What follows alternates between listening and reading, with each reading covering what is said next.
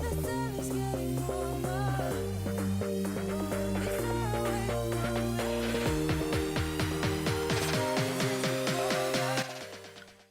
and welcome to Glitch 2600, and this is our Geek Out.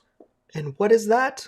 Well, first you probably want to know who I am. Well, I'm Brian, aka Glitch, your host in all things geekery. When that's what that blah, blah, blah, whether that has to do with photography, computers, computer security, just general geekery.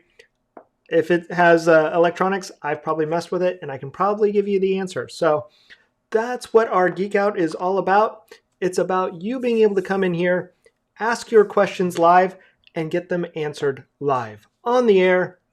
Instant feedback. Who doesn't want that instant gratification? I do. I like that. So if you are new to the show, I want you to say hi. If you don't have to, but it would be great if you did.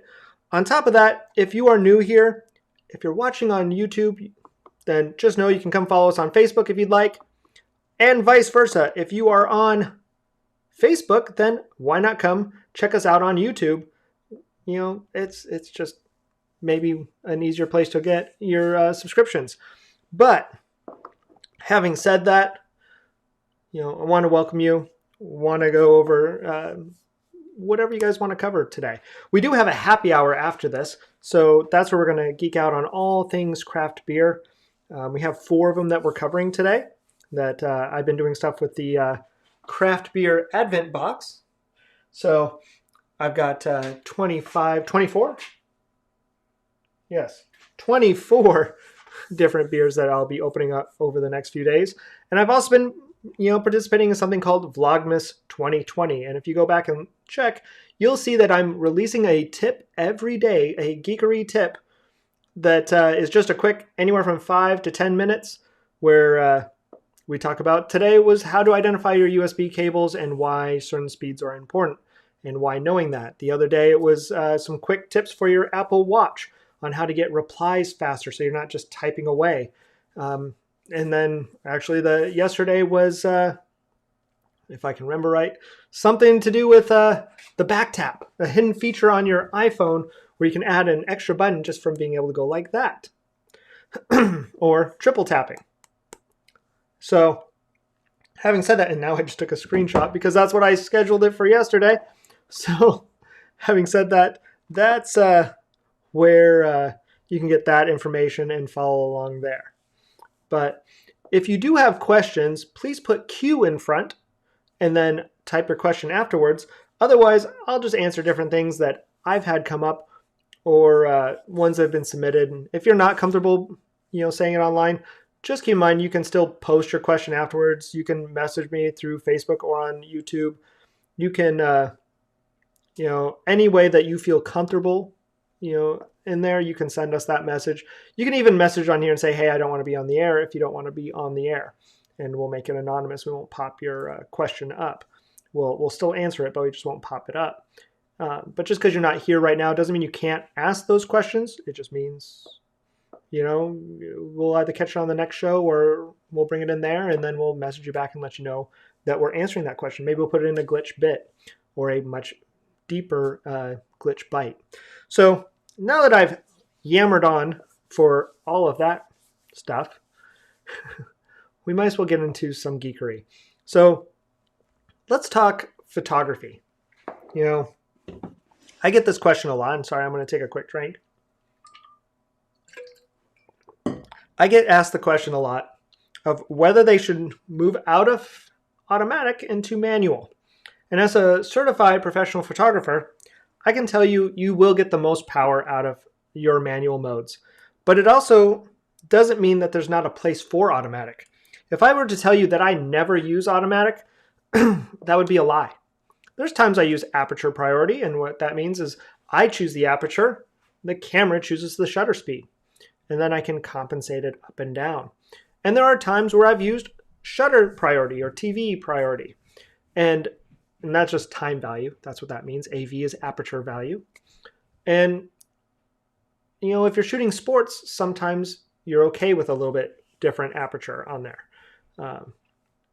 So using those automatic modes doesn't mean you're not a good photographer. It just means you know how to work quickly and you probably understand how that works.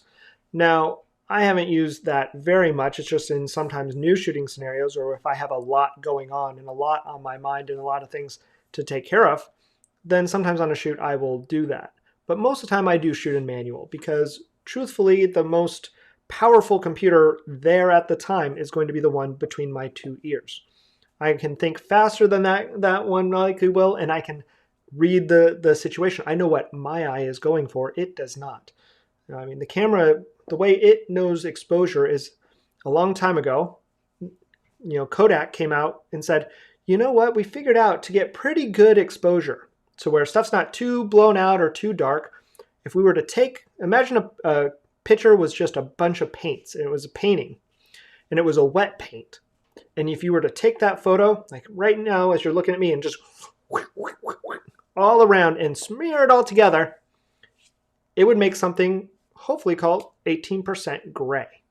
So that's a tone and it's a color, and it's called 18% gray.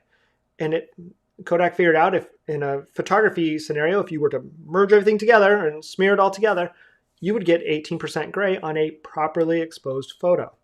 Now, that's for most scenarios. What about a bride and groom? Bride's bright white dress and groom's black tux. Luckily, those two would kind of merge out and generally. But what about a bride standing in the snow? That's why some photos have gray snow, because it's trying to make it 18% gray. It's not smart enough to know that you need to open up, is what we call there, 2 stops or 1.5 stops of light, letting in twice as much or 4 times as much light to compensate for that. And so it doesn't know when your kid is standing with the sun directly behind them that you didn't want that to be a shadow, or maybe you did, and it's going to try to go somewhere in the middle. Maybe you want that to really be a shadow, in which case you'd want to close down so that less light is coming in because that sun is kind of bearing in, and you'd want that the kid more in a silhouette. So there's a time and place for it, but to move into manual is fairly daunting. If you jump into manual, you're going to go, well, I got to know all these settings to set. No, you really only need to know 3. And again, I'm going in and talking about the exposure triangle, but this is the Geek Out. So if you do have a question in the meantime, or if something pops up, if you have another computer or geekery question, just type Q and type out your question into the comments. I'll see it pop up and I'll answer that, and we'll come back to this. We do have to cut off at 6:45 because that's our happy hour, but we can keep talking about it into that. So if you're new here, definitely say hi. But let's talk about the exposure triangle. Let's actually give a nice little representation. So I'm going to pop over here, and we'll make that all pretty. And I'm going to pop in an example.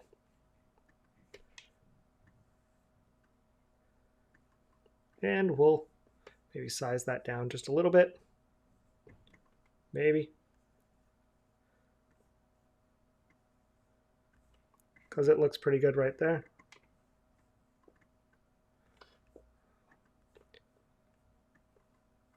Of course, now it doesn't want to size. There we go. So hopefully you guys see that okay. And this is a pretty good drawing of it. You really only have to control 3 things when it comes to a manual camera. You have your ISO, which is down on the bottom right there. You have your aperture, and then on the far side you have your shutter speed. Shutter speed is pretty well known. Everyone understands that. That's how blurry or not blurry your photo is. So pretty simple concept, and what I love is that you can kind of see that where it says 1/8 at the top of the triangle, it looks pretty blurry up there. We'll move this down just a little bit more for people, so it's not hidden by the logo. But at the top there, you see where it looks kind of blurry, and then down at the bottom at 1/1000th, or nowadays 1/8000th of a second, it's tack sharp. It froze it. So that's a pretty easy concept to get, that as it goes faster, or as you go slower, it's going to be more blurry. If you go faster, as the shutter goes faster across, it's going to freeze more. And the downside, because everything has a downside as you look, it gets brighter or darker. That's the downside for the most part. So as you move towards, 1/8, it could be blurry and it could be brighter. It's going to be let more light in. Well, the other side of that, let's go across the bottom and make that base, is the ISO. The ISO is how sensitive your sensor is. In the old days, it would be film. You get the film, and that film is sensitive. That silver halide inside of it is how much it reacts with that light as it comes in. How sensitive is that agent in it? And a 100 ISO could, was only so sensitive, so it only worked in bright days and out and about, but it didn't really work for that birthday party very well, with the candles. Instead, you had to go up to ISO 400 or sometimes ISO 800, and then you'll see those really grainy photos that would sometimes be in that 800 to 1600.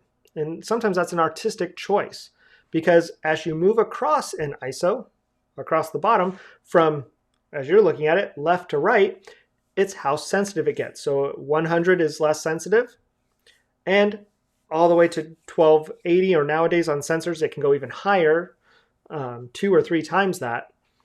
It becomes more sensitive, but the downside of that, as it gets brighter and it's more sensitive to that light, is that it increases something called noise. That's that kind of speckly inside of it where it's a little pixelation. Not quite pixelation, but it's, when you've seen it. Anyone who's seen old photographs know when it looks kind of grainy.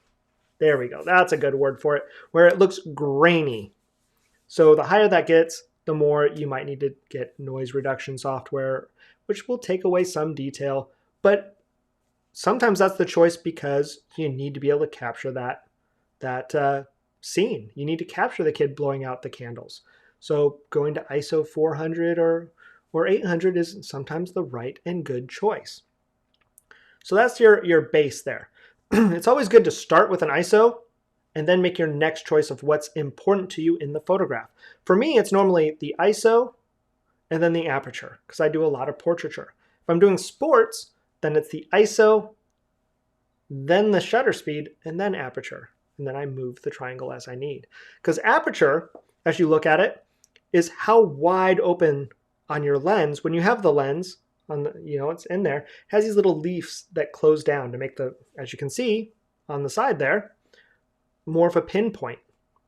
Well, when we say it's open or to open up the lens, that's where it's at f1.4. That's the aperture. It means it's wide open. It's letting all the light in. And then at f16 at the very top, it's a pinpoint, very, very small. And that lets less light in. So as you open up, you let more light, and as you close down, you let less.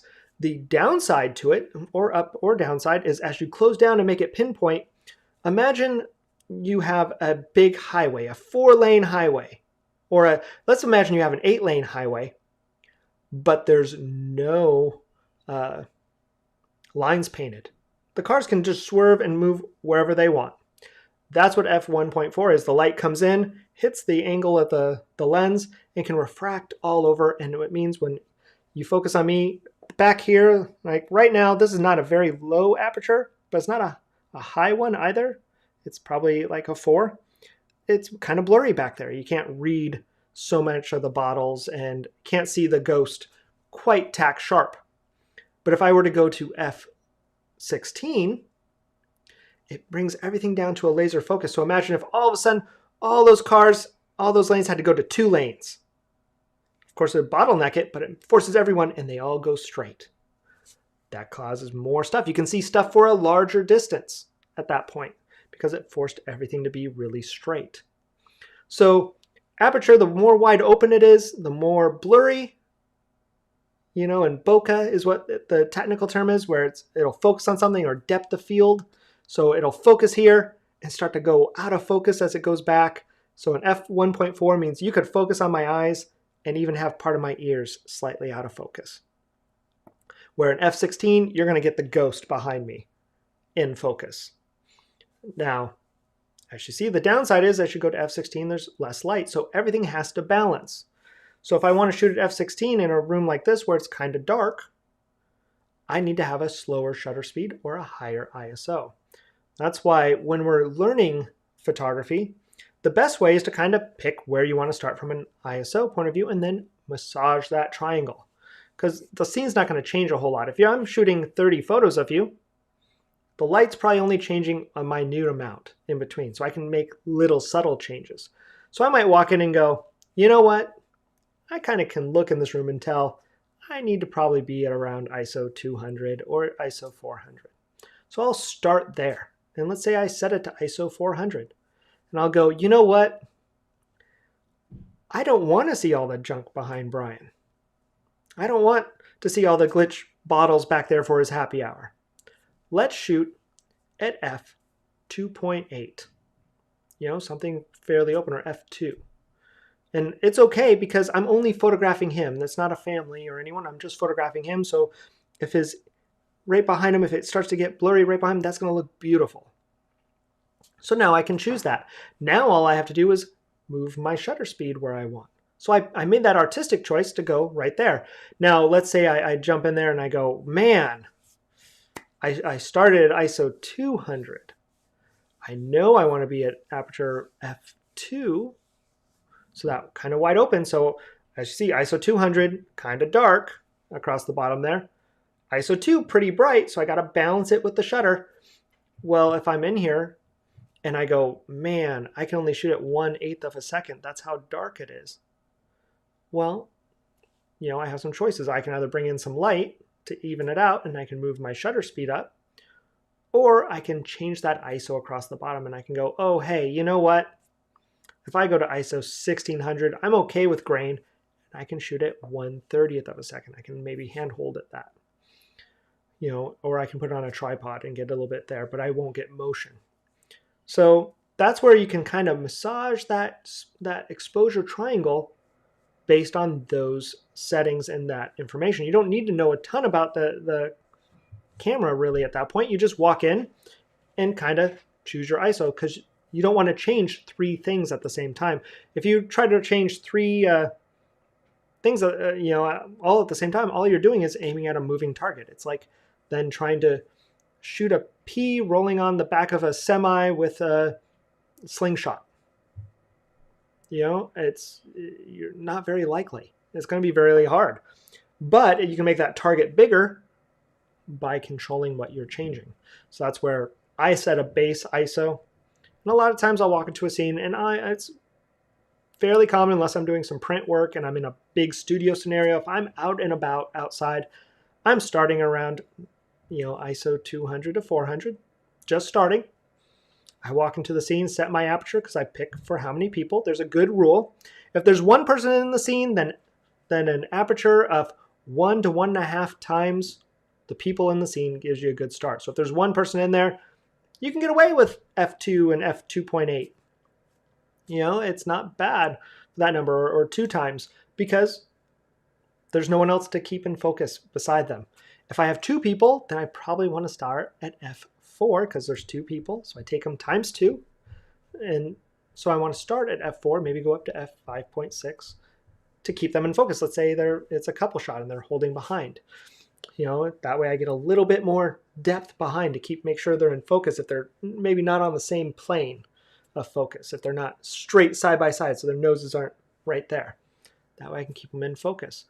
If it's a family of 16, I'm probably wanting to shoot at f16, or f22, in which case now I'm just messing with my shutter speed and my, ISO. But let's say I walk to that scene, I know I'm outside, I'm at I'm at ISO 400, I'm shooting a single person at f2. Now all I have to do is massage my shutter speed as I feel comfortable. If I walk outside, it's pretty bright. It's not going to be hard for me to shoot at 1/2000th of a second, 1/1000, because I can hold it. Another good rule of thumb there is if you're trying to hand hold a shot, you don't want to be any lower than 1 over your focal speed. So if you're at 50 millimeters, you probably don't want to hand hold it much lower than 1/30th of a second, if not, really 1/60th, because your own motion can cause that to blur. If you're at 200 millimeters, then you gotta be up in that 1/200th of a second, because that movement can make what seems like a very small movement on your side is is feet or inches on the end of the lens where you're focusing because it's farther out. So you got to think if something's way out, a small movement here on the back is very little, but it's huge out here on the front. Well, that's where we get that for that shutter speed. So it's a good rule. So the aperture rule, about 2 times the number of people in the shot.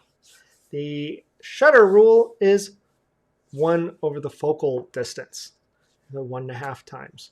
So let's say you walk into that scene now, and now you're stuck. You know, hey, it's super, super bright out.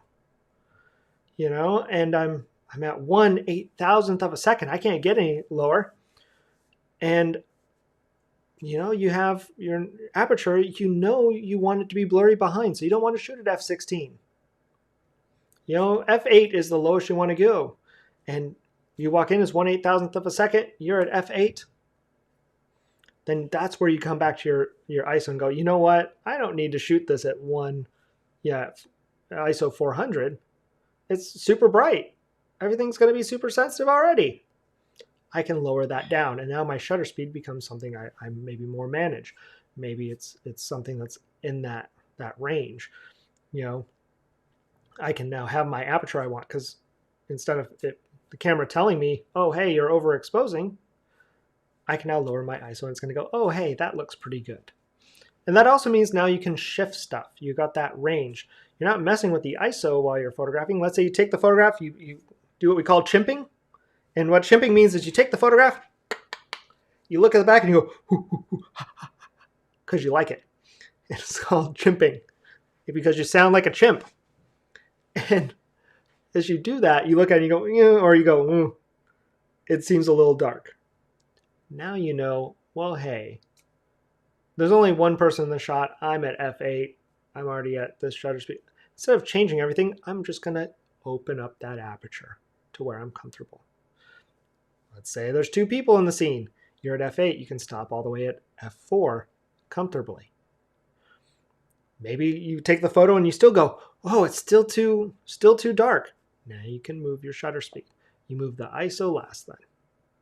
You know, because you don't want to introduce grain and you don't want to, so you take away if that was your choice for where you put it. So I always touch ISO last. I mess with my shutter speed and aperture to stay where I want artistically. But I'd only move 1 at a time within the range of things that I want to shoot. And that's how I'm able to get really, you know, normally pretty good shots. I mean, this concept plays well beyond the just can't think of the word, you know, beyond standard photographs. You can use this with iPhone. So if I were to switch over to the iPhone here, or to a screenshot there, no, it's not Tech Tuesday right now, so don't worry about that part. I was messing around. But if I were to show this one, that is a creative use of depth of field and aperture. You know, I focused on them and I knew it would fall away, but I actually focused here and increased my exposure. If you click on the iPhone and drag up, you can do that, or you can use different apps to change the aperture within a range and the exposure behind. So I knew I couldn't change my ISO. The app didn't let me change that. And I was within a range, so I was able to change my shutter speed and aperture for it. The same type of thing there. That's where you get that close, that depth of field, and kind of come out. And then that one's where I had a little bit more in focus. So that is generally the exposure triangle. And, you know, each thing has its own downside and upside. You know, as you move in the aperture, as you open up, more things get blurry. You get less depth that can stay in focus. So if I'm focusing here, and let's say I'm standing, as a photographer, I'm standing right here. My subject is the front of this. Over here, it's how much this stays in focus behind. That's what we call depth of field. There's an equation for it. We can deep dive into that if you guys are ever curious. But that's depth of field. And so the wider open the lens is, the less there is depth of field, but the brighter the scene is. As you pinpoint it down, it's like having a laser focus, means more stuff is in focus behind, but it means it's less bright. Shutter speed. It's brighter the slower it is, but in that turtle mode means a hair is going to be blurred as it runs by. So if you have a kid, shooting it, a kid is basically like photographing a sports track star all the time. I always say if you want to get good at photographing kids in sports, go to the zoo and try to photograph the animals, especially the otters. They move in such a way that's erratic, or sometimes certain monkeys, that there's not a good way to capture them. You have to get good at anticipating and using that sports shutter speed. So that's a little tip if you want to get good at photographing sports. Go photograph the otters at the zoo. Sometimes even the polar bears, they get a lot of fun. So the downside with shutter speed is the slower it is, the more stuff can be blurred, but that could also be really cool. There's techniques you can learn later called pan and zoom. But as you go farther, more stuff is also tack sharp. So you can add that. You can artistically choose if you want to add motion or not to make it look like something's moving faster by slowing it down. Or you can make it tack sharp by having a good shutter speed. But keep in mind the downside, in the brighter as you get slower. Where with ISO across the bottom, the lower the number, the less sensitive it is to light. The higher, the more it's sensitive, the brighter the scene. But on top of that, the downside of it, the more sensitive it is to light, the more there's signal noise, or in the old days, it was just grain, that will make the photo grainier, grittier to look at. So you'll lose some of that detail, especially if you do noise reduction software, then you got to up the sharpness and do a bunch more. And to a certain point, you just can't get some stuff back. But with some of the cameras nowadays, my 5D Mark IV, it's the Mark IV, Mark III, Mark IV, can photograph in almost near darkness because it's that sensitive. Now it's pretty grainy, but if I stop two back, I can get a pretty good photograph, which is great for weddings and great for kids and great for, all sorts of stuff. With the new Sony I'm using, I was able to photograph kids painting with light really well during the 4th of July, which I'll post up sometime. But really, let me check something real quick because I thought I got a message, but no. But really, that's the exposure triangle. So if you guys have questions on that, now's a good time to ask because it's up here and we're talking about it. If you want to know more about photography, if you want to know more about a specific area, we can deep dive into aperture and stuff. That we can bring that in on a Glitch Bite, or we can do that on a future episode. But otherwise, that's it. That's the big trick. That's the easy way to move to manual. If you're doing aperture priority, then really, like I said, all you're doing is choosing that part of the triangle. You're choosing this left side, and then the camera is picking your shutter speed. A lot of times you can still even override the ISO. Sometimes you'll get that auto ISO, and I say turn off auto ISO. If you're going to do anything, turn off auto ISO because you can go full automatic, but in controlling that grainy part, for your shutter speed and aperture, that will just instantly improve your photography, by a degree. But having said that, if you're shooting an aperture priority, it's going to pick that shutter for you. You can always pick the ISO. But then you're not having to think on it. If you're in TV or shutter speed priority, you're still using the exposure triangle. You're just now understanding how it works. You're still picking that ISO, and now it's picking the aperture for you. But now when you look in the inside and you go, oh, hey, I've got to freeze this down, but it's shooting it at f2. Oh, man, if I'm trying to photograph 4 kids on a football field tackling in each other, probably got to make sure my focus is tack sharp, which I can guarantee you from being a photographer for a long time, it means the referee stepped in front and you're going to get a tack sharp photo of the referee. And then hopefully you're learning the other stuff to photograph in rapid shutter mode so that you got the rest of it in there. But if you ever are curious, Scott Kelby has some great referee shots where referees assisted the shot, and he's a pretty good, he's actually a really good photographer, and he does a lot of sports photography. And you'd see how that can sometimes happen. It's Murphy's Law. But that's where knowing this still comes into play even when you're in automatic, because then you can always massage it. You can always do compensation or exposure compensation if you don't want to calculate this stuff. But really, it doesn't have to be as daunting as it seems. You start messing with there, set your base of the triangle with your ISO, massage the other two one at a time, and you can do that quickly. Once you get that in there, just look down and go, oh, aperture up, aperture down, as far as you're willing to move within that range. Oh, I can put a little bit more and focus in the back. Oh, I can hand hold this a little bit stronger, or I can pop it on a tripod.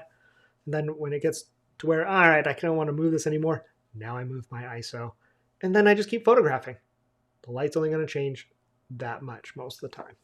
And by the time the light does change drastic amounts, you've practiced so much with this that it becomes second nature, and you're just holding with your camera. Your thumb move if you're on a Canon. Nikon, it's a couple other changes, but it's all the same. It's all relative. Nikon versus Canon, it's all the same. PC versus Mac. I've used them all. I'm Microsoft certified, but I run Macs most of the time. I was a Nikon film. I run Canon cameras for digital. I also have a Nikon camera. I also have a Sony camera. So it's all relative there. We're all in the same boat. It's all up here that actually makes the photograph. It's all up here that actually makes the computer work. So it doesn't matter. No war. It doesn't have to be there. But that's it. If no one has any other questions, again, still say hi if you're new here. But otherwise, we welcome you on the show. We are glad you came by and stopped out. I hope you come back for our happy hour here in about 10 minutes, where we'll be geeking out on some beer. And hopefully you catch some of these glitch bits and keep catching us for Vlogmas. Please like and subscribe on those areas that I told at the beginning of the video. And then if you have something you want covered, again, please let us know. We want to cover them. And then we'll post up when the next Geek Out will be. It'll probably be sometime this next week. So go ahead and come back with those questions if you were too nervous to ask them tonight, or post them ahead of time and we'll let you know when we're going live, and we'll answer them live at that point. So you've joined me. I've enjoyed the show. I want to get on to having my craft beer. So I'm going to say goodbye for now, and I'll see you soon. See ya.